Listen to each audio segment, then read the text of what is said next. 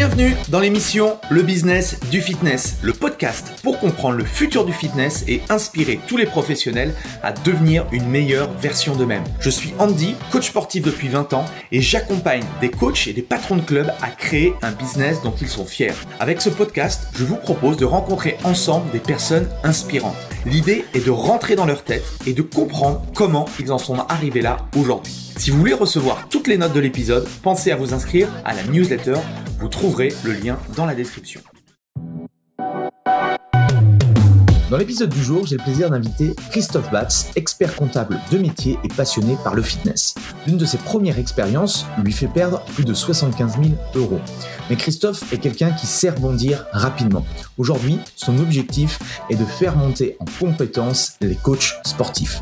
On a parlé de plein de choses passionnantes avec Christophe. Comment il a perdu ses fameux 75 000 € en montant son club de fitness. Comment sortir d'un échec et se relancer en moins de 3 mois.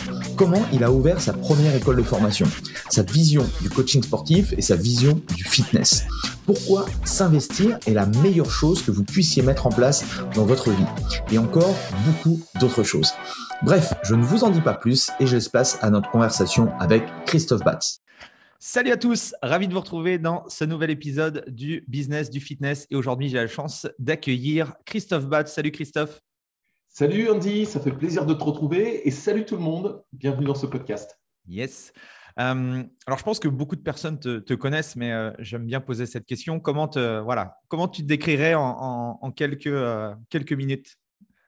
En quelques minutes, c'est toujours très très long à chaque fois. La dernière fois qu'on a fait une interview tous les deux, c'était en septembre 2017 et j'avais déjà eu beaucoup de mal à synthétiser la chose. Alors, je vais essayer de le faire encore mieux parce que normalement, avec le temps, on s'améliore.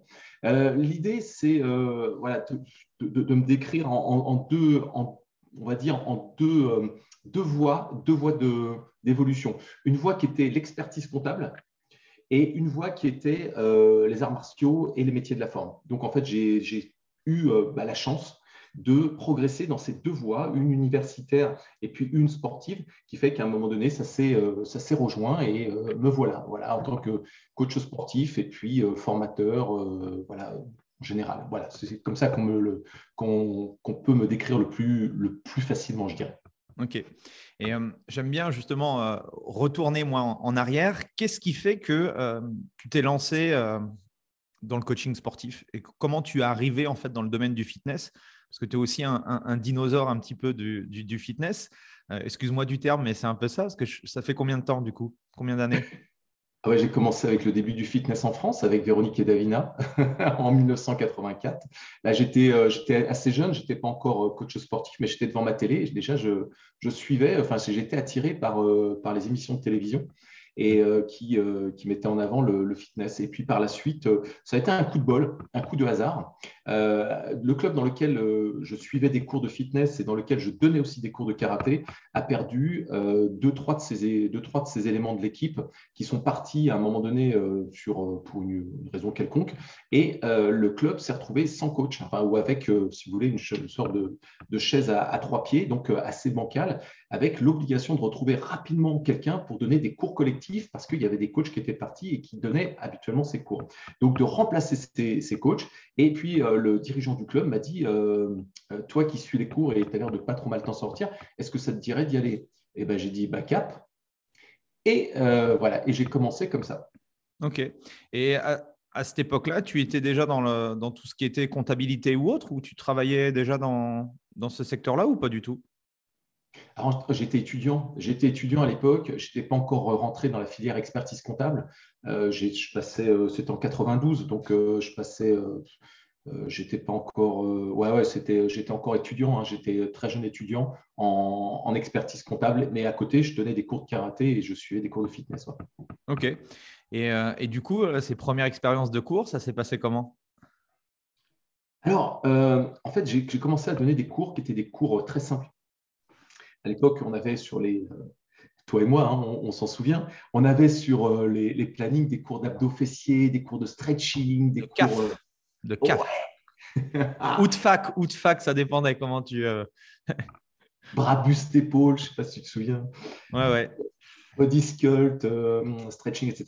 Et il y avait des cours, les fameux cours chorégraphiés qui étaient les cours de STEP et de LIA, et je ne savais pas du tout donner de cours de step ou de lire, parce que je n'étais même pas diplômé. Oui, je sais, la honte sur moi. Aujourd'hui, je suis diplômé et j'ai effectivement corrigé le tir. Mais à l'époque, j'étais totalement hors la loi. Voilà.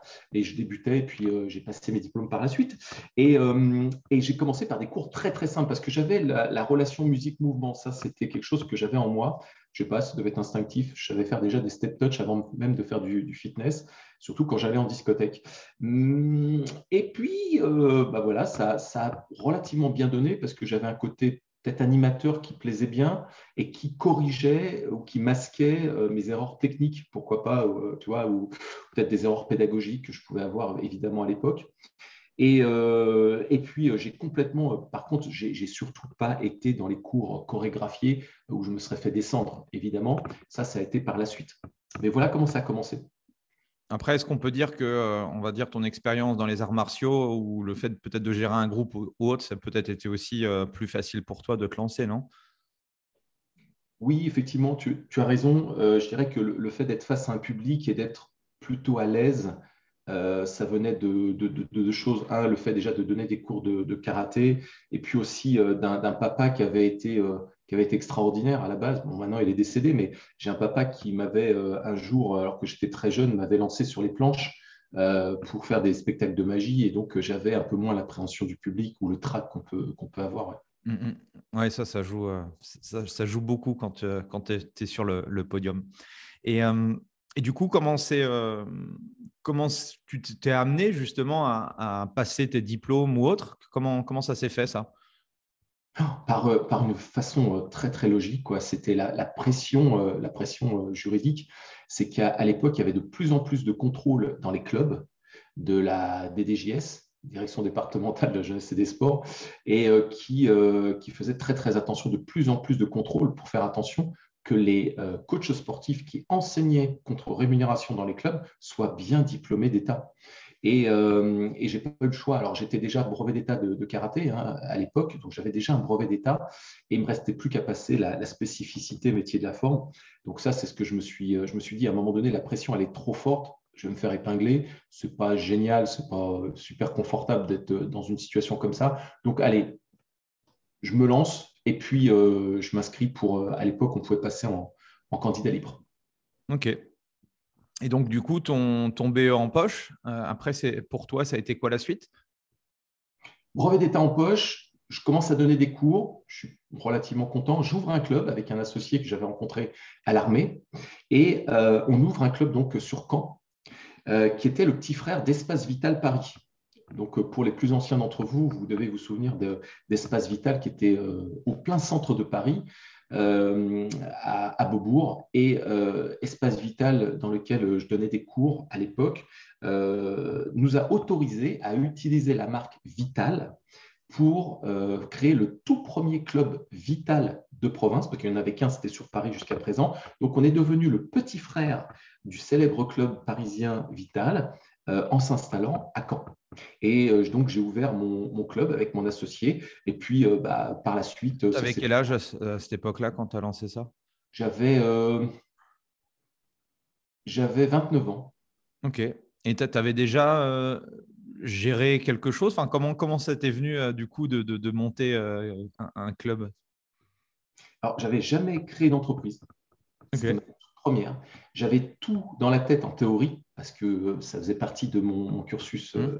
étudiant. Mais c'est mon futur associé que j'avais rencontré à l'armée qui m'a dit, tiens, il y a un bowling de Caen qui déménage, il y a l'espace pour faire un club. Moi, ça fait longtemps que j'ai envie de faire un club, d'avoir mon propre club sur Caen, parce que lui, il était de Caen. Et si ça te dit, toi, tu as toute l'expérience et les compétences en termes de management et de gestion, plus la partie métier de la forme. Moi, je connais bien la région de Caen et puis la population me connaît bien. Donc, à nous deux, on devrait pouvoir faire quelque chose de sympa. Et c'est comme ça qu'on a ouvert notre club à Caen. Ok. Et comment s'est passé du coup ce premier club? Alors, je pourrais dire qu'il y a une sorte de dualité qui est assez intéressante. Et c'est que ça a été ma première expérience qui a été en partie mauvaise et en partie très, très bonne. Je t'explique pourquoi. Au bout d'un an, on a eu du mal à s'entendre avec mon associé. Ce qui est souvent le cas, pas toujours, mais souvent le cas lorsque on s'associe dans une, on va dire dans une structure et parfois ça va bien, c'est un peu comme un mariage et parfois ça va un peu moins bien et voilà, on est amené à se séparer, à divorcer globalement. Et donc avec mon associé, on s'est séparés, moi j'ai revendu mes parts parce qu'on ne s'entendait pas bien, il avait tendance à c'est pas pour le jeter la pierre, hein, c'est juste pour faire une analogie avec ce qu'on voit habituellement dans le secteur d'activité. Il avait tendance à confondre chiffre d'affaires et bénéfices. Et donc, forcément, quand tu prends le chiffre d'affaires, qu'on retire la TVA, qu'on retire le loyer, qu'on retire les salaires des profs, etc., on arrive à un bénéfice qui est bien évidemment beaucoup moins important. Et la structure pouvait difficilement tenir et continuer à tenir dans ce sens. Et lui, il était persuadé qu'il fallait se focaliser sur le chiffre d'affaires. Ce qui fait qu'on ne s'est pas du tout entendu. Et ça a été en fait ça a été un sacré revers pour moi, hein. Ça a été douloureux plutôt, hein, parce qu'en plus de ça, j'avais revendu mon appartement qui était sur Paris, que j'ai revendu 75 000 euros et j'ai amené 75 000 euros dans l'affaire, que j'ai perdu au final, complètement perdu, parce que j'ai revendu mes parts pour 1 euro, enfin 1 franc symbolique à l'époque. Non, on était passé à l'euro, donc c'était 1 euro symbolique. Tu as gagné 6 francs 50, quoi. Voilà. Et qu'est-ce que tu retiens de cette période-là? De l'expérience. Oui. Parce que je suppose que malgré effectivement, on a tous en tant qu'entrepreneur des hauts et des bas, mais je pense que tu as retiré des choses positives de cette expérience-là. Alors, effectivement, c'est la seconde partie dont je parlais tout à l'heure, parce qu'il y a quelqu'un que vous connaissez peut-être, que tu dois connaître forcément, Andy, toi, parce que c'est quelqu'un qui est très lucide et qui prône l'optimisme, c'est Philippe Gabillet. Et Philippe Gabillet, à un moment donné, dans une de ses conférences, dit, c'est une conférence sur la chance, c'est une vidéo sur la chance, dit la chance, ce n'est pas ce que vous allez subir, c'est ce que vous allez faire avec ce que vous allez subir. Et donc, j'ai étonnamment rebondi sur cette expérience avec beaucoup de résilience en me disant, mais qu'est-ce que je vais faire maintenant de tout ce que j'ai appris de cette expérience? J'ai perdu 75 000 euros dans l'affaire, je repars, j'ai rien, j'ai dans ma voiture, j'ai juste mon ordinateur, mes fringues, et je repars de Caen pour revenir sur Paris où je n'ai plus rien. Donc, je suis reparti de zéro et c'est là que si aujourd'hui je n'avais pas eu cette expérience, je pense que je ne serais pas là dans le secteur d'activité. Je n'aurais pas eu ma place dans le secteur d'activité. Et ça a tenu combien de temps? C'était 1 an, tu m'as dit, cette expérience? Oui, ça a été… OK. Très vite. Ouais. Et du coup, comment tu as… Parce que je pense qu'il faut, comme tu dis, un mindset très fort pour pouvoir rebondir à 30 ans ou en 30, 31 ans. Comment… Moi, ce qui me fascine chez les entrepreneurs, du coup, c'est cette faculté à se relever en fait d'un échec. Tu vois, c'est jamais facile de se relever. Qu'est-ce que tu t'es dit à ce moment-là? J'arrête, je change d'activité, je fais autre chose ou voilà. Dans quel état d'esprit tu étais? Ça fait mal. Hein. Un échec comme celui-ci, quand on le voit au premier abord, c'est douloureux, c'est très douloureux. Et puis, ce qui m'a fait peut-être tenir, il y a 2 choses. Il y a les arts martiaux, il y a mon passif en tant que karatéka et compétiteur qui m'a probablement amené une philosophie qui est une philosophie de combattant. Et la deuxième chose, c'est aussi l'amour du métier. Parce que les métiers de la forme, ça a toujours été quelque chose qui m'a fait vibrer. Et toi, pareil, aujourd'hui, si tu es là encore dans ce secteur d'activité, parce que toi aussi, tu es là depuis très longtemps, c'est parce qu'on est des amoureux, on est des passionnés de notre secteur d'activité. Et sans la passion, j'aurais pu faire autre chose, effectivement. Et donc, te revoilà retourné à Paris.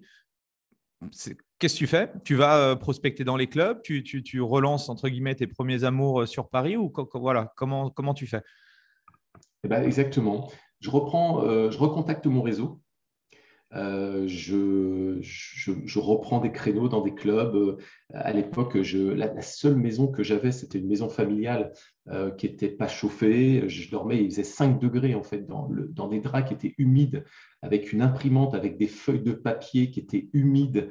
Et je me prenais des coups de jus, si tu veux, tellement il faisait froid et humide dans cette maison. Alors, ça fait un peu Cosette et Jean Valjean, mais c'était vraiment ça. Et pendant pendant au moins 3 ou 4 mois, j'ai vécu dans des conditions comme ça, jusqu'à ce que je réactive mon réseau et que j'aille démarcher des clubs en leur disant, voilà, je suis dans le coin. Si vous avez besoin d'un prof, je suis là. Et j'ai eu la chance d'avoir des clubs qui m'ont ouvert les bras en me disant, mais c'est génial, toi, parce qu'on connaît bien Vital à Paris, et ça serait vraiment génial que tu puisses commencer à donner des cours chez nous. Et j'ai commencé à réactiver mon réseau, à reprendre des cours. J'ai eu des opportunités qui se sont enchaînées, notamment au niveau du Crêpes d'Île-de-France. Et voilà.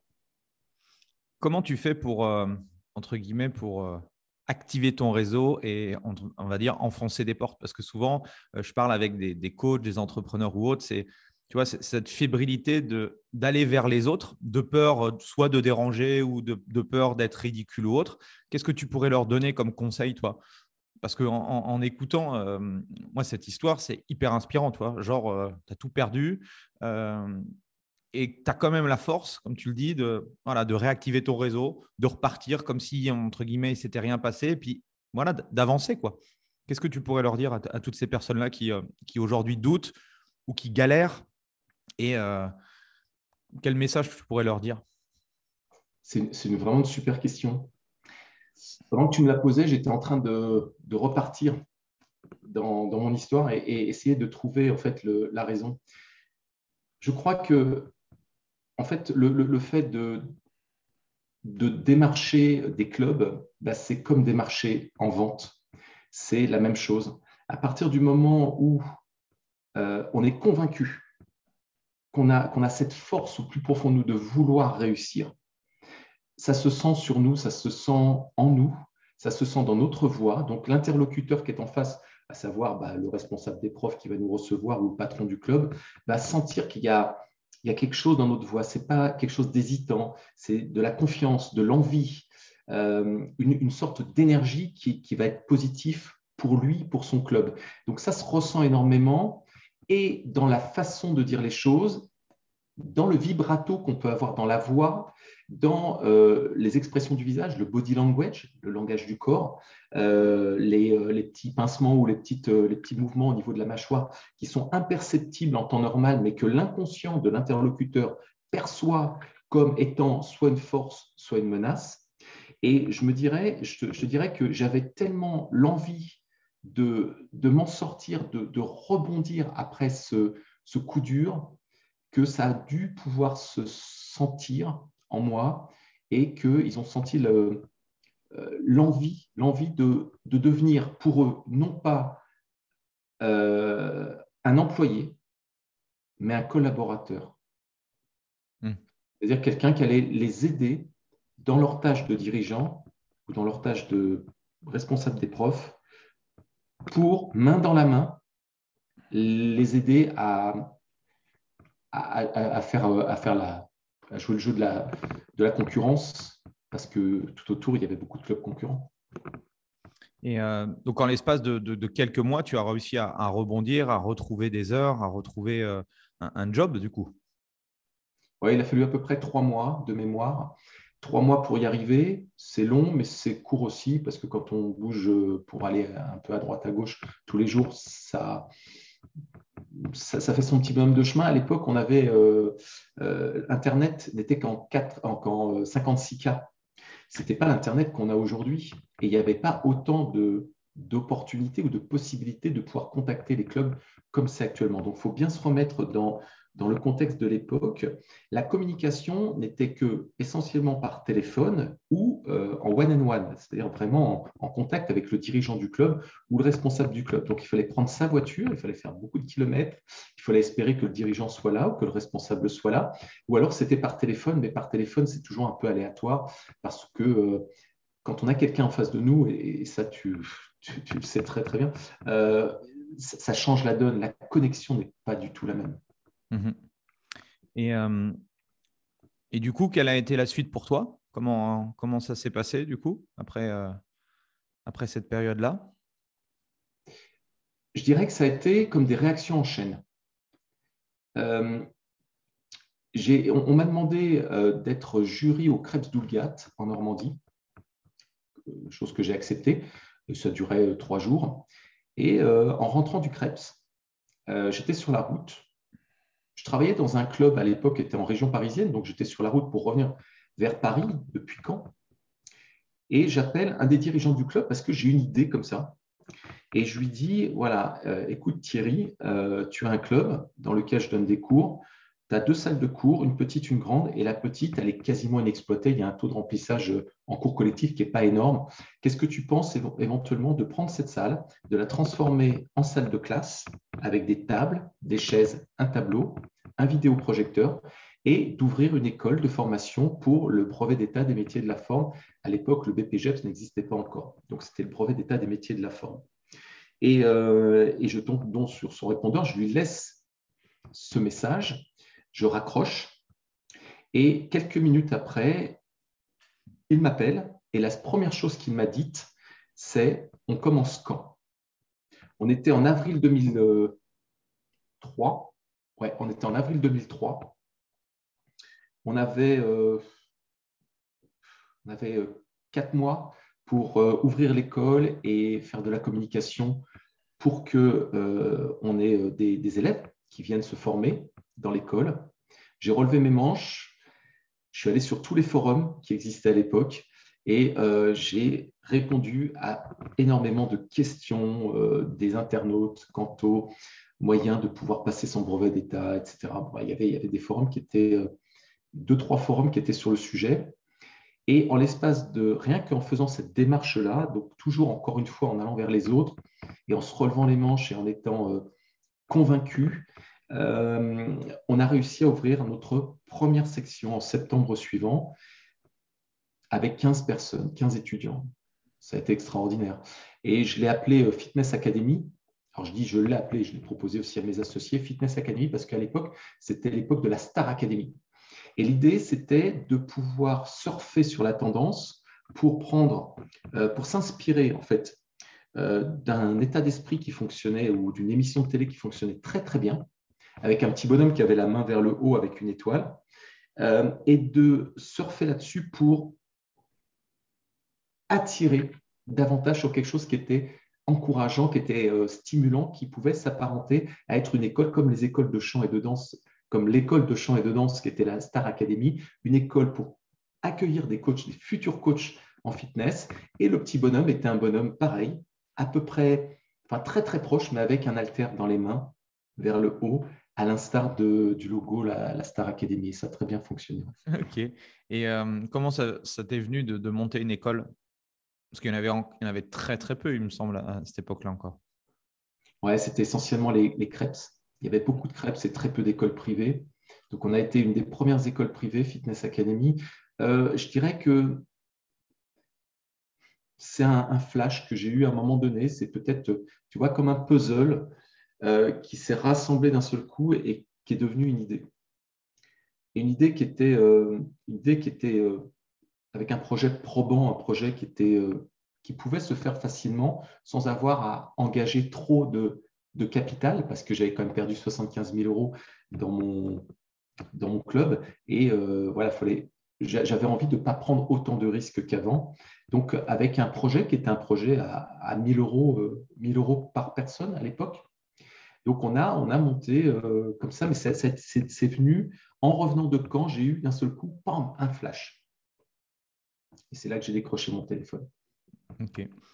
Et pour accélérer un petit peu du coup ton parcours, parce que tu as fait beaucoup de choses,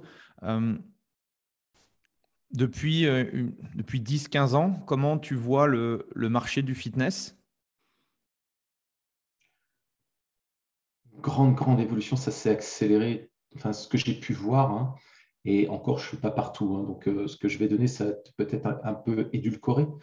Mais pour être en relation avec beaucoup de coachs sportifs et beaucoup de patrons de clubs, il y a tellement de choses à dire. Je dirais qu'on est encore très, très loin du professionnalisme. C'est dur à dire, hein. C'est Mais quoi, selon toi, qui manque le plus à notre profession? en tant que coach sportif, Ouais, alors on va parler ouais, là, on va parler d'abord du coaching. il y a, contrairement aux autres pays européens pour lesquels il n'y a pas besoin d'avoir un diplôme pour enseigner contre rémunération, nous, on a peut-être la chance d'être reconnu en ayant un diplôme qui est un diplôme qui amène une sorte de sécurité quant à la base des connaissances. Par contre, à mon sens, hein, mais ça ne regarde que moi ce que je vais dire, c'est que le diplôme n'est pas du tout complet. Il permet de faire de très, très bons techniciens, de faire sortir de très, très bons techniciens. C'est ce que je pense aujourd'hui, mais de très mauvais chefs d'entreprise. Parce que dans le cursus actuel, et j'ai eu des écoles de formation qui préparent au BPGEPS, hein, Efficientia, ça a été mes écoles de formation, et pour avoir vu l'évolution du BPGEPS, je me suis aperçu qu'en fait, il manquait énormément de choses, notamment tout ce qui était exactement en relation avec la création d'entreprise, la gestion d'entreprise, le marketing, les méthodes de vente, la fixation des prix, quel choix juridique, quelle structure juridique choisir, quels sont les choix à faire. Et tout ça, c'est ce qui manque énormément aujourd'hui au métier, qui fait qu'on a beaucoup eu, jusqu'à la crise sanitaire, qui a été vraiment une période déterminante. Jusqu'à la crise sanitaire, j'ai vu qu'il y avait un gros manque à ce niveau-là, donc avec des coachs qui n'étaient pas suffisamment avec un mindset de chef d'entreprise. Et à partir de la crise sanitaire, il y a eu une sorte de fossé qui s'est créé. Ce fossé, ça a été le fossé entre deux types, on va dire deux catégories de coachs. Et c'est ce que j'ai pu remarquer, c'est les coachs qui sont restés, et ce n'est pas péjoratif ce que je vais dire, hein, c'est juste un terme pour clarifier la chose. C'est qu'on a aujourd'hui des coachs qui sont à la base, qui ont ce qu'on leur a apporté durant le BPGEPS, par exemple, ou le DUST des métiers de la forme, ou en STAPS ou en CQPLS, qui sont de très, très bons techniciens. Et d'un seul coup, il y a un fossé énorme avec une autre catégorie de coachs qui sont beaucoup plus hauts et qui, eux, ont toute cette dextérité, toutes ces compétences en termes de chef d'entreprise. Et on peut le voir ensemble. Et tu as interviewé Vincent Tachoir il y a quelques temps. Et Vincent Tachoir, c'est l'exemple type du coach qui est passé de là à là en faisant 1 million d'euros de recettes. C'est un truc incroyable. Et aujourd'hui, je vois des coachs qui galèrent en étant à 1000, 1400, 1500 euros par mois de recettes en tant que micro-entrepreneur, parce que la majeure partie, encore quelques salariés, mais la majeure partie sont en micro-entreprise. Et au-delà, il y a une énorme différence avec ceux qui font 5, 7, 8, 9, 10 000 euros par mois. Ça paraît fou, mais c'est vrai. Et toi, la preuve, c'est que dans tes mentorats, tu arrives à faire, à acquérir ce type de recettes grâce à toutes les compétences que tu apportes. La question que j'aimerais te poser, parce que j'ai l'impression qu'aujourd'hui, alors pas forcément que dans le domaine du fitness, mais tu vois, aujourd'hui, on parle beaucoup de freelance, d'indépendants, d'entrepreneurs et tout. La question que je me pose, c'est que je pense que les coachs sportifs, enfin pas une majorité, mais un certain nombre ne sont pas faits peut-être pour être indépendants. Tu vois ce que je veux dire? Est-ce qu'un coach sportif doit être forcément, doit avoir son propre business? Parce que comme tu le dis, alors oui, les formations ou autres, là, on est plus en train de réduire, entre guillemets, le contenu de la formation que de l'enrichir. Donc ça, c'est bien dommage. Mais je pars du principe que peut-être que certaines personnes feraient des super coachs et s'occuperaient essentiellement de la partie technique et moins de la partie, parce que tu le sais très bien, hein, quand tu as un business, la partie technique, c'est une petite partie de ton activité, puis il y a tout le reste, quoi. Et en fait, c'était une réflexion que je me faisais avec des coachs la dernière fois, parce qu'on en discutait comme ça. Quel est ton avis, toi, par rapport à ça, justement? Je vous rejoins totalement parce qu'on ne peut pas être compétent dans tout. Et que notre cœur de métier, ce qui nous anime, c'est d'être avec les gens, de faire progresser, de faire arriver à des résultats, perte de poids, prise de masse etc., tout ce qui va avec, mais aussi faire adorer les cours collectifs. Enfin, voilà, en fait, l'idée est d'apporter de la santé aux gens. Nous, notre cœur de métier, c'est ça qui nous fait vibrer. Et quand j'entends des coachs qui me disent mais j'ai pas envie de faire ma compta, mais ça me saoule, j'ai pas envie d'être tout le temps sur les réseaux, systématiquement ça me prend un temps fou et c'est énergivore, je suis fatigué, j'ai pas envie de ça. Moi j'ai envie d'être dans mon cœur de métier. Eh bien, je vous rejoins parce que là, on a des fois, on a nécessité à un moment donné de faire appel à des collaborateurs ou des entreprises qui le font pour nous, parce qu'on ne peut pas tout faire. Et on peut être très très bon technicien, mais parfois mauvais communicant, et avoir un community manager, c'est pas mal. Quelqu'un qui s'occupe de nos tunnels de vente, c'est quand même pas mal aussi, ça nous fait gagner du temps. L'inconvénient de ça, c'est que tout le monde aimerait avoir quelqu'un qui s'occupe de ça pour se décharger de ces tâches qui ne sont pas très, très productives ou très glorifiantes pour un coach sportif. Mais on revient au mindset qui est « je veux bien, mais je ne veux pas dépenser d'argent pour le faire ». En fait, dans le sens « je ne veux pas investir ». Parce que l'idée, là, ça serait de se décharger de ce temps-là pour gagner du temps sur autre chose et donc gagner de l'argent sur autre chose. Mais c'est vrai que cet argent qu'on gagnerait sur autre chose permettrait d'amortir le coût d'un webmaster, d'un community manager ou quelqu'un qui nous fait nos tunnels en digital. Mais ça, l'esprit de beaucoup de coachs sportifs, c'est pas encore acquis. Comment tu fais, toi, de ton côté, justement, pour les sensibiliser à ça? Moi, je le fais également de mon côté, mais quand tu as en fait cette casquette, si tu veux, entre guillemets, de vendre moi, je vends du coaching, du mentoring, comme tu l'as dit, des formations. Donc, c'est sûr que j'ai tout intérêt, entre guillemets, à sensibiliser les coachs, mais je voudrais surtout faire prendre conscience aux coachs qu'en changeant, comme tu dis, de mindset, en étant dans un mindset de croissance, tout ce que tu vas attirer à toi, en fait, ça va être que du positif. Comment toi, comment toi tu fais ou comment tu essayes de leur faire prendre conscience que l'investissement, c'est la meilleure chose qui puisse leur arriver dans leur carrière? Pas forcément que dans le coaching, hein, dans la vie de tous les jours. Je pense que si tu t'investis dans ton couple, tu t'investis partout, tu vas retirer 100 fois plus, tu vois. Mais comment tu arrives, toi, ou comment tu essaies de sensibiliser ta communauté? C'est un vrai tour de force. Un vrai tour de force pour changer la façon de voir les choses. Je le raconte dans mon livre et dans la Bible du personal trainer. Et je le raconte aussi dans une conférence que j'avais faite sur Montpellier.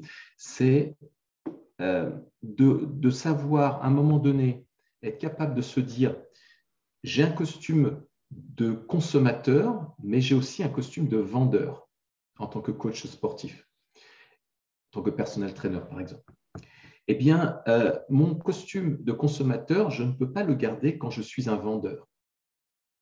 Et ce costume de consommateur, je l'ai acquis, il est sur mon dos depuis que je suis tout petit, depuis que j'ai 3-4 ans, depuis le jour où ma maman ou mon papa m'ont donné une pièce pour me dire bah, tiens, tu vas aller t'acheter des bonbons. Regarde la dame là, tu prends cette pièce et tu vas acheter des bonbons. Mon fils de 2 ans, il est déjà consommateur, hein. Quand tu vas dans un magasin de jouets, je t'inquiète qu'il sait te faire comprendre les choses.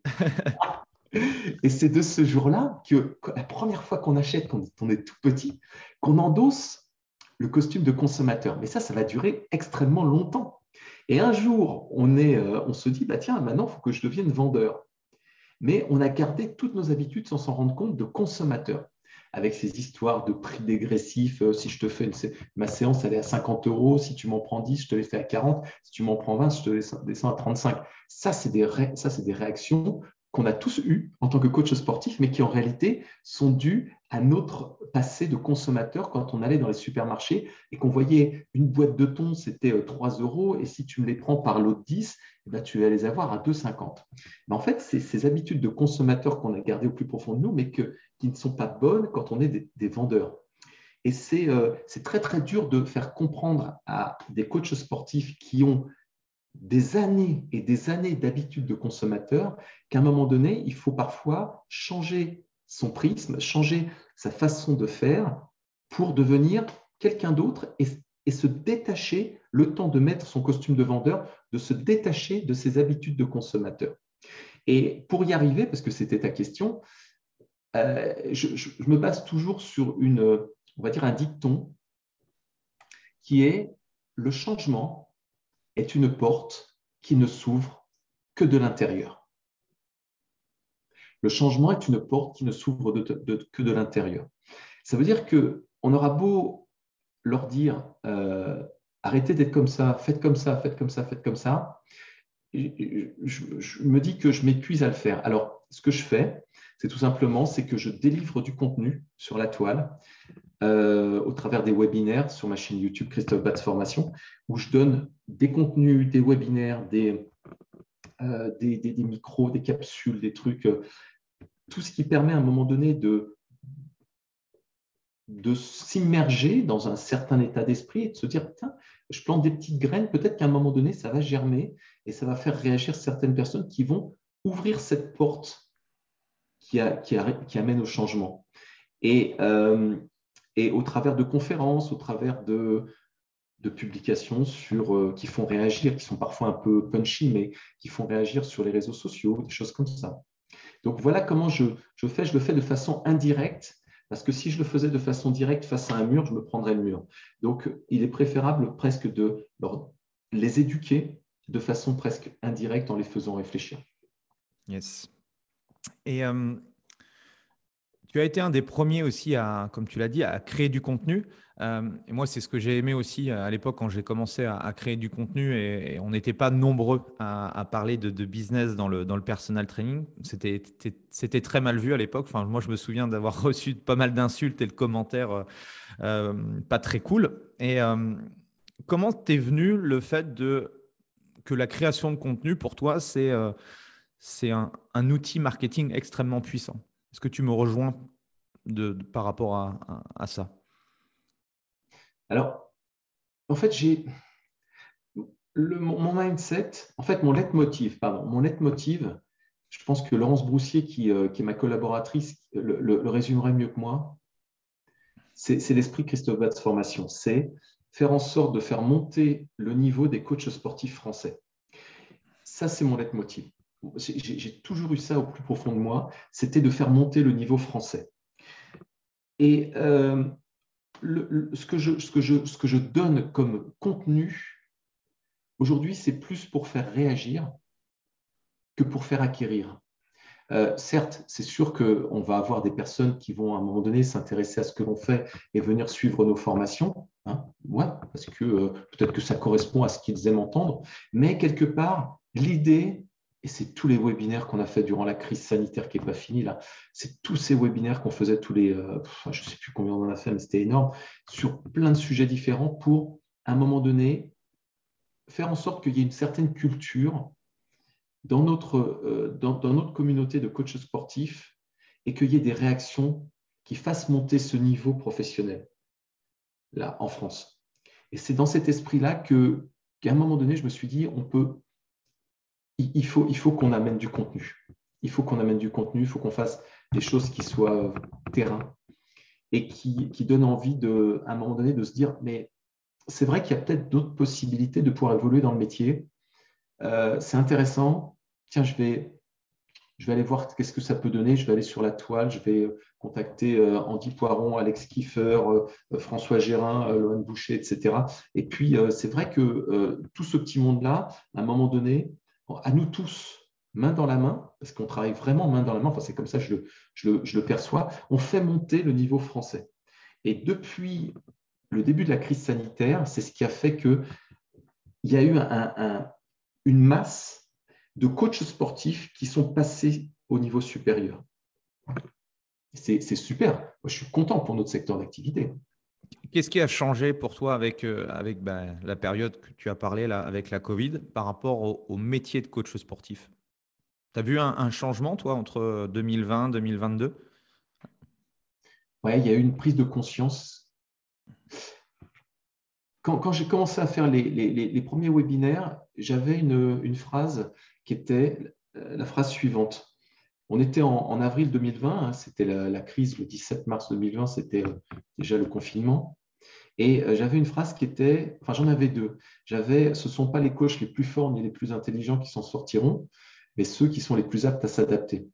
Donc ça, c'est bien évidemment, c'est une phrase qui a été détournée, évidemment, de Charles Darwin, mais on sentait que c'était, enfin moi je sentais que c'était comme ça que ça allait se passer. Donc, ce ne sont pas les coachs les plus forts ni les plus intelligents qui s'en sortent, mais ceux qui sont les plus aptes à s'adapter. La situation, il fallait s'adapter. Et on a eu, et c'était la deuxième phrase, ceux qui sont montés dans le train et ceux qui sont restés sur le quai de la gare. Ceux qui sont restés sur le quai de la gare, ils ont attendu, certains ont pu s'en sortir par la suite, mais beaucoup de ces personnes qui sont restées sur le quai de la gare, en fait, ont vu le train partir très très loin avec les copains dedans et les copains qui allaient vers le changement et l'adaptation, et eux qui attendaient simplement que peut-être cette période de crise n'allait pas durer, étaient en train d'attendre en se disant que ça va revenir normalement. Sauf que ce n'est pas revenu normalement, la preuve. Et on a vu donc ceux qui sont partis dans le train vers le changement et qui ont décidé de changer, en faisant des efforts importants quand même, hein, c'est eux qui ont créé ce grand fossé dont je parlais tout à l'heure, et avec cette montée en puissance du niveau français. Je pense que la crise sanitaire a été une très, très bonne chose pour beaucoup et que ça a été un écrémage pour quand même pas mal qui, malheureusement, ont quitté le métier aujourd'hui. C'est quoi les grands changements que tu as pu voir au cours de ces deux années, 2 ans et demi là? J'en vois trois. Le premier, c'est s'émanciper des clubs de fitness. C'est-à-dire se dire qu'il n'y a pas que les clubs qui peuvent permettre d'avoir un revenu, mais que soi-même, en tant que coach sportif, on peut devenir sa propre entreprise avec ses propres clients. Ça, c'est la première chose que j'ai vue. C'est pour ça que ça s'est matérialisé comment par rapport aux coachs que tu connais? Ils sont sortis du coup, ils sont enlevés de l'équation du club et ils ont réussi à entre guillemets, voler de leurs propres ailes, c'est ça? Ah ouais, absolument. Ouais. Bah ouais, de toute façon, il n'y avait pas trop le choix, les clubs étaient fermés. Donc, ils ont développé leur cours online et puis, bah voilà, ils ont développé leur entreprise avec les clients qu'ils ont souvent piqué des clubs, hein, parce que c'était les clients qu'ils avaient dans les clubs qui les suivaient en général. Donc, il y a eu une sorte de détournement naturel des clubs. Donc, est-ce que 2 ans après, du coup, avec la réouverture des clubs, est-ce que ces business models-là qui se sont créés spécifiquement avec la Covid, c'est des choses qu'ils ont gardées? Je n'ai pas de stats là-dessus, Andy, donc je pourrais difficilement être objectif. Parce que moi j'en ai vu beaucoup, du coup, qui ont rajouté cette couche de revenus à leur business, qui ont gardé ce qu'ils ont construit en 2 ans, ils l'ont gardé et ça fonctionne plutôt bien. Donc, je voulais du coup avoir aussi ton retour par rapport à ça, parce que je trouve que c'est intéressant. Comme tu le dis, ça a beaucoup changé et on ne pourra pas revenir en arrière. Et je trouvais intéressant ton retour sur ça. Ouais, je te rejoins totalement. Ouais. On a ceux qui ont gardé, qui ont une sorte de double activité en tant que coach sportif, par exemple à domicile ou en louant, enfin en payant un loyer dans un club, plus à côté la partie digitale qui s'est énormément développée. Ça, c'était la deuxième partie dont je voulais parler, effectivement, hein, le digital. Ouais, ça a explosé. Donc la première, c'était s'extirper du club.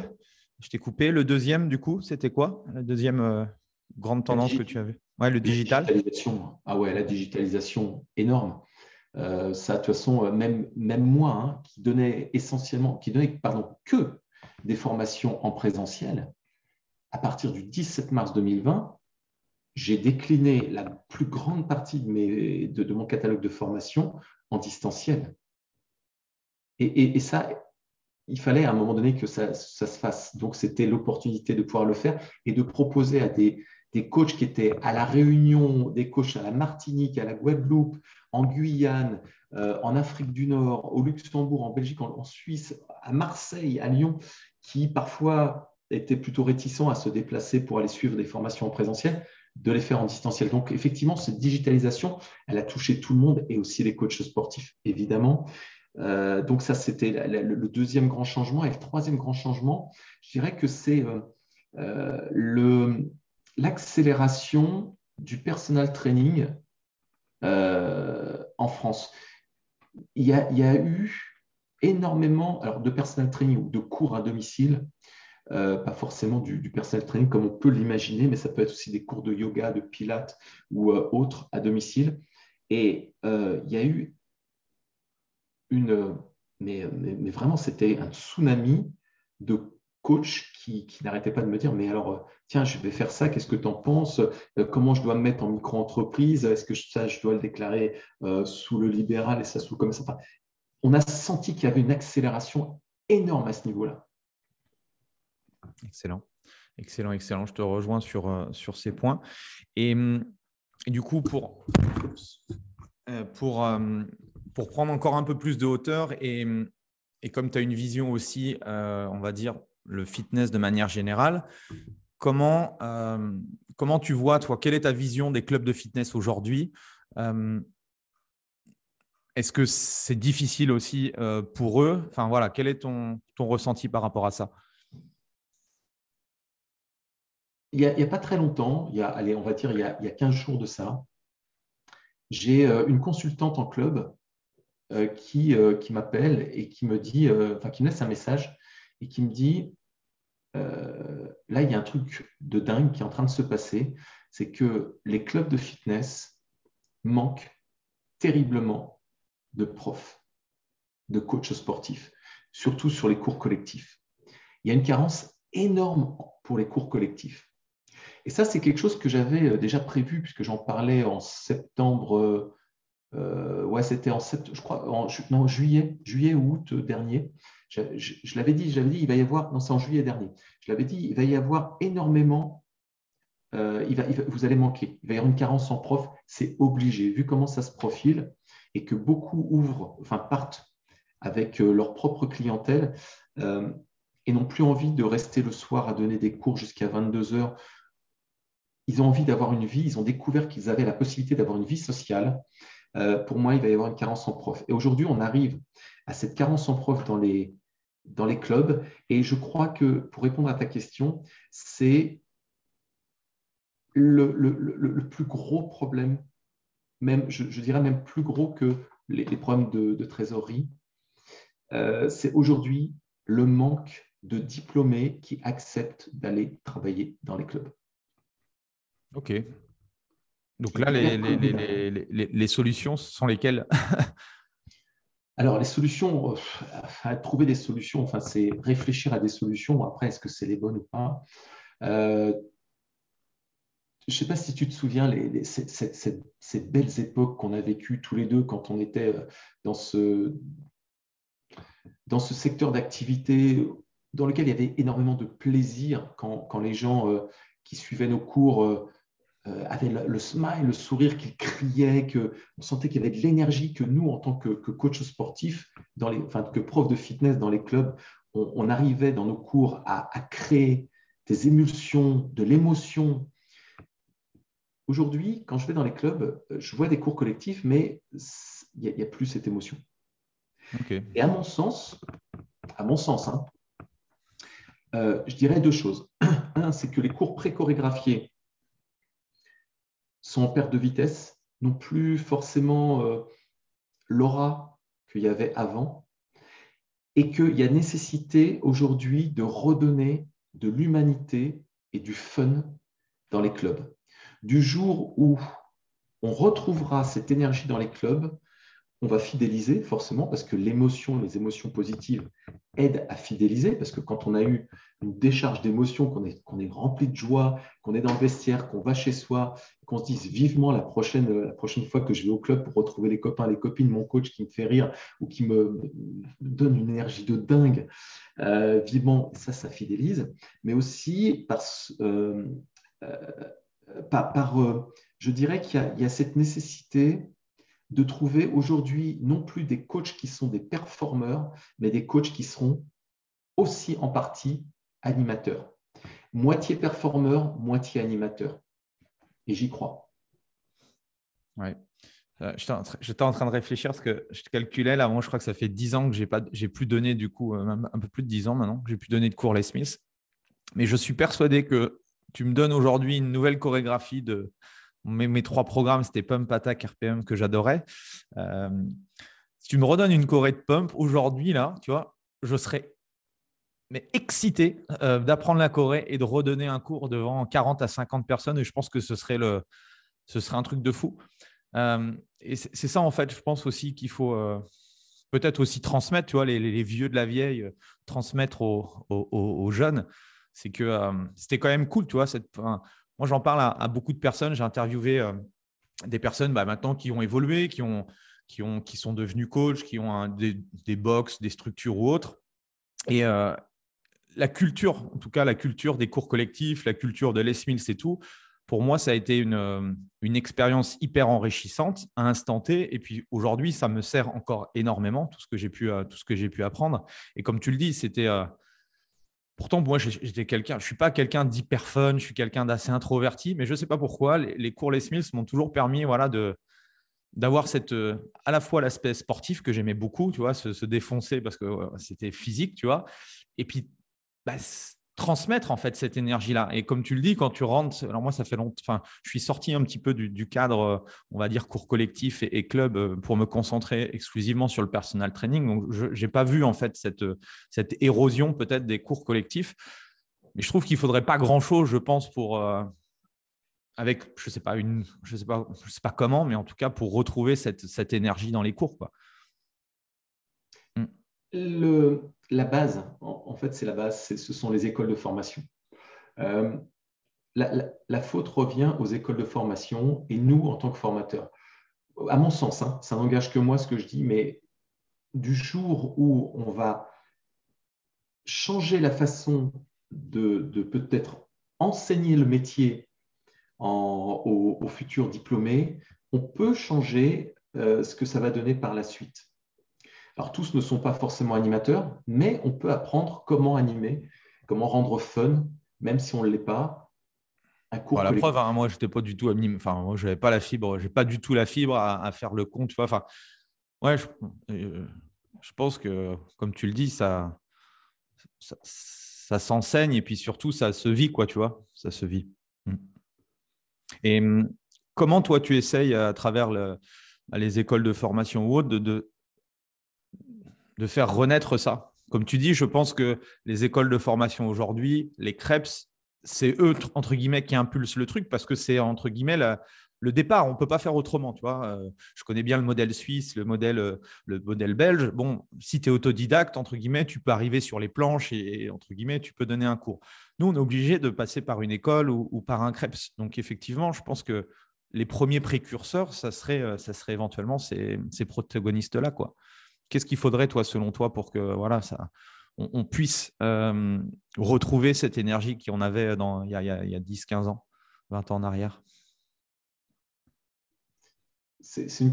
Alors, il y a peut-être deux choses. Je verrais deux choses. La première, c'est éduquer pour montrer que le fun fidélise, qu'il faut être moitié, à mon sens, moitié performeur, moitié animateur, que le fun aide à fidéliser, et c'est ce pourquoi nous sommes engagés dans les clubs de fitness.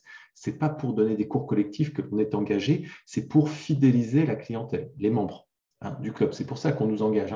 Ce n'est pas pour faire les gugus sur une estrade. Oui, c'est vrai, mais ça, c'est la partie émergée de l'iceberg. La partie immergée, c'est de fidéliser la clientèle. Donc, à partir du moment où on expliquera peut-être aux coachs sportifs que le métier, c'est de fidéliser la clientèle, que là, peut-être en mettant du fun et en expliquant que les décharges émotionnelles positives sont des décharges émotionnelles qui permettent de fidéliser, faites-vous plaisir en donnant des cours et montrez votre plaisir et donnez du plaisir aux autres. Ça va être… je me dis que peut-être on pourra créer quelque chose. Et la deuxième chose que je vois, c'est ce que je disais régulièrement aux personnes que je formais. Je leur disais, on fait un métier extraordinaire. On est en sport tout le temps, on se fait plaisir, on fait du sport, on donne de la santé, on transmet du plaisir, on transmet… Et faites-vous plaisir quand vous faites votre travail. Si un jour, vous venez à reculons dans un club, soit vous changez de club, soit vous changez de métier. Mais c'est que la petite étincelle qui fera que vous êtes de bons coachs sportifs aura tellement diminué que votre métier, votre passion, elle ne sera plus là. Donc, dès que vous sentirez que c'est plus le bon moment, réduisez vos heures ou quittez le métier et faites autre chose. Excellent. Est-ce que tu crois que le métier de coach sportif a de beaux jours devant lui? Ouais, c'est une bonne question. Alors, je dirais que le métier évolue et qu'il faut, comme toute chose, évoluer avec lui. Le personal training, je dirais que c'est une voie qui est en cours de forte progression. Alors, quand je dis personal training, c'est pas forcément, ça peut être des cours de yoga ou de pilates aussi à domicile. C'est le fait d'être coach personnel, en fait. Donc, d'aller vers les gens et de faire des programmes qui peuvent être des programmes de bien-être ou pas forcément des programmes à la dure avec des poids et des haltères. Je le ressens énormément, cette vague, cette tendance, je la ressens énormément depuis 2 ans. Et je m'en doutais un petit peu, mais j'aurais pu me tromper. Je sentais que ça allait arriver parce que c'était dans la logique des choses avec la crise sanitaire. Et là, j'en ai la certitude, c'est que sans avoir de statistiques, mais c'est une intime conviction avec toutes les personnes qui sont dans mon réseau, qui m'en parlent régulièrement, c'est une sorte de feeling que j'ai. Là, je dirais que les cours collectifs, ça va être en perdition pendant pas mal de temps. Je ne sais pas si on retrouvera ces belles années de cours collectifs qu'on a pu vivre, toi et moi, pardon. Le personal training, ouais, en forte explosion, et toujours les studios de coaching avec les box de CrossFit qui vont avec. Je le verrai plutôt comme ça, et beaucoup moins les clubs traditionnels comme on a pu les connaître. Excellent. Est-ce que tu pourrais nous remontrer ton livre, s'il te plaît, la Bible? Alors, il y en a 2, en fait. Il n'y a pas que celui-là. Ça, c'est la Bible du personal trainer. Et il y a celle de Christian Françoise. Il y a le livre de Christian Françoise qui est là aussi. Alors, Christian François, je vais le faire intervenir, donc il parlera de son livre. J'aimerais que tu nous parles du coup du tien. Est-ce que tu peux nous dire un petit peu ce qu'on y retrouve dans ce livre-là? Alors, c'est surtout un livre qui a pour objet de compenser ce qui n'a pas été appris durant les cursus diplômants. Donc, ce qui n'a pas été appris en BPGEP, ce qui n'a pas été appris en DOST des métiers de la forme, en STAPS ou en CQPLS. Et l'idée, c'était d'offrir aux coachs sportifs français tout ce qui leur permettait donc justement de pouvoir combler les lacunes de ces diplômes. Donc, dedans, ce n'est pas un livre dans lequel on va retrouver le mouvement de squat, de la physiologie ou autre. C'est vraiment basé exclusivement sur le business, c'est-à-dire méthode de vente, travail sur les prix, comment capter du client, comment faire des contrats, comment choisir le statut juridique le plus adapté pour soi. Et puis, un gros travail sur le mindset aussi dedans. Donc, c'est plusieurs chapitres, en fait, c'est par couleur, c'est comme ça. Mm-hmm. Et il fait 500 pages, 2 kilos de… Voilà. Excellent. Combien de temps ça t'a pris pour créer ce livre-là? Alors, il m'a pris 6 mois. 6 mois de sabbatique, 6 mois durant lesquels je n'ai fait que ça. Et voilà le résultat, en fait. C'était quoi tu t'écrivais tous les matins? Comment tu t'y es pris pour créer ce livre-là? Tu t'étais mis une routine? Matin, après-midi et parfois le soir. Ouais, ok. Excellent. Parce que je trouve ça assez rapide, 6 mois du coup, pour créer un livre. Est-ce que pour toi, ça a été facile? Ça a été une belle expérience et j'ai appris plein de choses. J'ai appris comment mettre mes idées, plutôt que de façon verbale, les mettre par écrit pour que ça soit compréhensible. Et ça, ce n'est pas évident. Au niveau verbal, on peut l'expliquer de plusieurs façons, mais quand c'est par écrit, il faut que ça soit flash. Ça m'a appris aussi toutes les techniques d'impression, parce que Tout ça, je l'ai fait faire par moi-même. Je ne suis pas passé par un éditeur, hein. Je ne voulais pas passer par des éditeurs classiques comme Amphora, par exemple, ou Vigo. Je voulais que ce soit voilà, quelque chose d'unique. Et comme Tu es chaque en exemplaire, auto-édition, du coup? je suis en ma propre Ouais. édition. Ouais. Ok. Et je voulais absolument qu'ils soient chacun numérotés et qu'il y ait une dédicace systématiquement. Donc, on ne le trouve pas à la FNAC, on ne le trouve pas sur Amazon, on ne le trouve pas en PDF, on ne le trouve qu'en version papier, dans une matière qui est noble, le papier, avec voilà, tout ce qu'il faut à l'intérieur pour pouvoir combler ce que les diplômes n'ont pas amené. Cool. Moi, j'ai toujours voulu écrire le mien, mais bon, pour l'instant, tu vois, c'est que dans ma tête. Ça serait Et génial. Et ça porterait sur quoi? comment? Ton idée, ça serait de le porter sur quoi, ton livre? Oh, bah, ce que j'ai pu emmagasiner comme expérience au cours de ces 20 dernières années. Je pense qu'il y a des petites choses que j'aimerais du coup partager à l'ensemble de la communauté. Mais voilà, je pense que voilà, quand ça viendra. Mais bon, pour l'instant, voilà, c'est à l'état de projet.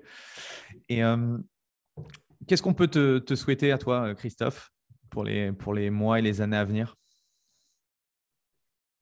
Tu sais, je ne sais pas ce qu'on peut me souhaiter parce que même au moment des anniversaires, le plus grand plaisir que je peux avoir, c'est de voir les autres progresser parce que c'est mon leitmotiv, comme je le disais au démarrage. Donc, ce que vous pouvez me souhaiter, tout simplement, c'est ce que je peux vous souhaiter à vous. Et ça me fera énormément plaisir, c'est de vous voir progresser tous, de faire monter le niveau français des coachs sportifs. Du jour où on aura, et là on est bien parti pour ça, du jour où peut-être cette base-là va comprendre qu'il y a des manques et que ces manques, quand on va les combler, petit à petit, on va s'élever pour vraiment faire monter le niveau français. C'est là où vous m'aurez offert le plus beau cadeau de ma vie. Quel est le conseil le plus important selon toi que tu pourrais donner à un coach sportif?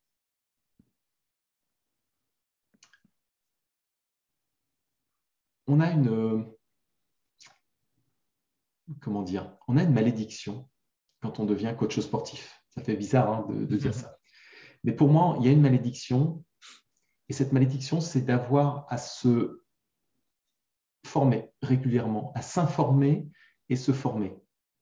Et c'est dans le métier. Du jour où on a compris ça et qu'on a compris que cette malédiction, elle était bénéfique pour nous, on sait qu'on va progresser et qu'on va garder toujours ce plaisir que l'on a en nous de pouvoir exercer ce métier, parce que c'est un vrai amour qu'on a au plus profond de nous. Et donc, la seule chose que je pourrais vous dire, c'est continuer à vous informer, continuer à vous former, continuer à vous intéresser à notre métier. Allez voir partout, allez dans les conférences. Andy, tu étais avec moi aux conférences Fitness Challenge au mois de. Je te vois tout le temps, on se voit tout le temps. C'est hyper important. Pourtant, c'est pour les patrons de club, mais pourtant, tu es tout le temps là. Moi aussi, j'y suis parce que je sais que c'est important pour notre métier. D'aller au salon du fitness, c'est le seul salon professionnel qu'on avait jusqu'à présent. Aller voir du monde, aller rencontrer du monde, aller discuter avec les personnes qui tiennent les stands, aller au prochain salon parce qu'il y a à la rentrée en fin septembre, il y a le Body Fitness, traditionnel à Paris, mais juste à côté, après, début octobre, il y a Fitex, le deuxième salon, le nouveau salon qui va avoir lieu au Parc Floral de Vincennes. Et forcément, j'y serai et forcément, je me force toutes ces années à y aller. Le FIBO, c'est pareil, s'intéresser, lire des livres sur notre secteur d'activité, l'excellent magazine de Pierre-Jacques Dachary qui est Fitness Challenge. Le magazine pour lequel on écrit tous les deux, qui est Coach Challenge.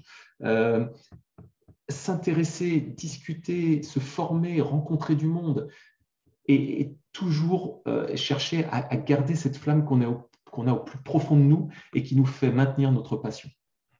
Ouais, j'allais te poser la question, comment tu fais aujourd'hui, toi, Christophe, pour continuer à t'améliorer tous les jours? Mais voilà, je suppose que tu as répondu à la question. Est-ce que tu as un livre que tu aimerais nous partager, un livre qui t'a inspiré, qui t'a permis d'avancer, pas forcément dans le domaine spécifique du coaching ou du fitness, mais voilà, un livre qui t'a marqué et que tu recommandes régulièrement ou que tu offres à d'autres personnes? Ouais, j'ai trois choses. J'ai 2 livres et une vidéo que j'offre régulièrement. Alors, non, un livre dont je parle régulièrement, que tu connais forcément, qui est La semaine de 4 heures de Timothy Ferriss, le best-seller La semaine de 4 heures, qui est vraiment très inspirant. Ça, c'est ce que je conseille à ceux qui veulent à un moment donné ouvrir leur mindset. Le deuxième livre que j'offre régulièrement à des amis, c'est Comme Colors. Comme Colors, c'est un livre, c'est une méthode de profiling qui permet de mieux se comprendre et de mieux comprendre les autres. Et ça a été comme le DISC que tu connais, comme l'énéagramme ou le MBTI. En fait, ça fait partie des méthodes qui nous permettent de mieux nous comprendre et de mieux comprendre les autres. Et quand on se comprend soi-même, on est beaucoup plus tolérant vis-à-vis des autres. Et c'est quelque chose qui nous fait du bien, qui nous allège et qui nous permet d'avancer dans la vie. Donc, ça, c'est le deuxième livre. Donc, La semaine de 4 heures de Timothy Ferriss, Comme Colors de Franck Julien, que l'on trouve partout assez facilement. Et puis, une vidéo que tu connais vraisemblablement aussi, parce que je crois que tu étais là la première fois qu'on l'a vue ensemble, c'était peut-être à Pompadour.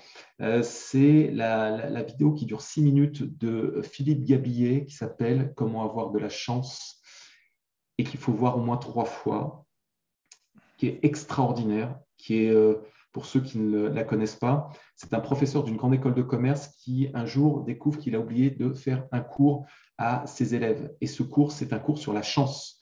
Et il a 5 minutes devant lui, caméra à l'épaule d'un de ses étudiants pour faire en live, avec une qualité qui n'est pas la qualité qu'on connaît des vidéos actuelles, mais le contenu est tellement bon que c'est un cadeau. C'est un cadeau que vous vous faites en regardant cette vidéo. Yes, merci en tout cas du partage. Une dernière chose à rajouter à ceux qui nous écoutent et qui ont tenu plus d'1 heure à nous écouter. Oh, plus d'1 heure. Restez passionné. C'est ce qui nous anime le plus. Restez passionné. Voilà ce que je peux dire. Où est-ce qu'on peut te retrouver, Christophe, sur les réseaux? En tapant Christophe Batz sur votre moteur de recherche préféré. Ouais, ok, ça marche. Est-ce que tu as un lien que je puisse mettre du coup dans le podcast? C'est le site internet. Je pense que c'est là où la page Facebook ou la chaîne YouTube Christophe Batz Formation. De toute façon, en tapant Christophe Batz Formation. Ouais, je mettrai les liens dans la description. Merci en tout cas, c'est toujours un plaisir de pouvoir avoir ton retour d'expérience. Merci pour tout. Merci à tous ceux qui nous ont écoutés. Et puis, on se retrouve la semaine prochaine pour un nouvel interview. Merci à tous. Merci Andy, merci à tous. Voilà, c'est fini pour aujourd'hui. J'espère que l'épisode vous a plu. Merci d'avoir passé ce moment en ma compagnie.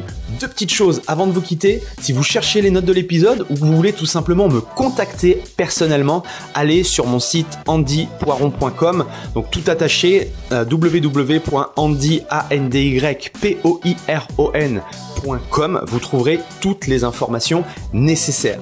Et dernière chose, et c'est la plus importante pour moi, si vous voulez m'aider à promouvoir ce podcast, eh bien vous mettez un avis 5 étoiles sur Apple Podcast. Si vous regardez cet épisode sur YouTube, eh bien pensez à liker et à vous abonner à ma chaîne YouTube et pensez à en parler autour de vous, pensez à en parler à vos amis ou à vos collègues dans le fitness. Ça permettra véritablement à ce podcast d'avoir beaucoup plus de visibilité.